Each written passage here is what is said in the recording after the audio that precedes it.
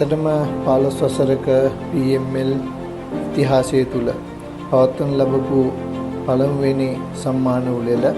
ඉතින් එතනදී මට හැකියාව ලැබුණා හොඳම ප්‍රාදේශීය කළමනාකරු බවට පත් වෙන්න. ඉතින් මම හිතන්නේ ඒක ගැන ඇත්තටම මම නිහතමානීව ආඩම්බර විය යුතුයි. මොකද වසර 15කට ආසන්න කාලයක් මම මේ ආයතනයේ සේවය කරනු ලබනවා.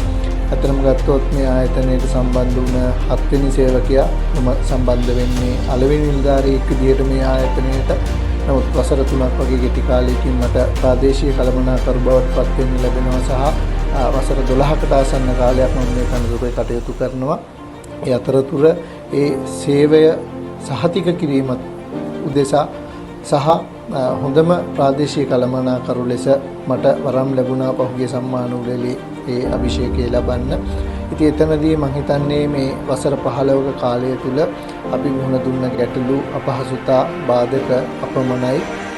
මේ අවස්ථාව උදා කරගන්න මම මෙතනදී විශේෂයෙන් මතක් කරන්න ඕන මගේ ප්‍රධාන විධායක නිලධාරීතුමා නිරන්තරයෙන් මගේ පසුපසින් සිටියේ මාව දිරිමත් කරේ එතුමා මේ අවස්ථාව වෙනතුරු ඒ වගේම මගේ මෙහෙයුම් ප්‍රධානී බුද්ධික නුවන්මැතිතුමා එතුමා මට දැනට ශක්තියක් වුණා. ඒ වගේම මගේ ප්‍රධාන කාර්යාලයේ කාර්ය මණ්ඩලය ඒත් එක්ක මම විශේෂයෙන්ම මතක් කළ යුතු පිරිස තමයි මගේ ප්‍රාදේශිකයේ ඉන්න සියලුම මාගේ නිලධාරීන්.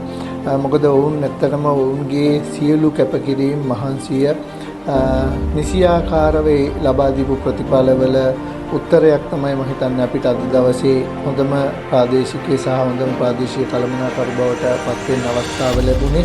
යම් කිසි විදිහකට ඒ අය ඒගොල්ලන්ගේ වගකීම් පසෙකලා කටයුතු කරා නම් එක්කෙනෙක් හෝ මේ කටයුත්ත කරන්න බෑ කියලා හිතුවා නම් අපිට කවදාවත් මේ අවස්ථාව ලබා ගන්න හම්බ වෙන්නේ නැහැ.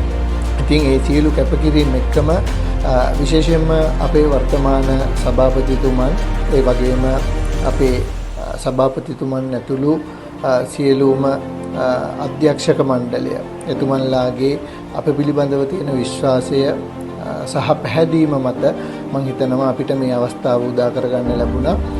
මට ගොඩක් සතුටු අවස්ථාවක් හොඳම ප්‍රාදේශීය කළමනාකරු බවට පත්වීමට ලැබීම.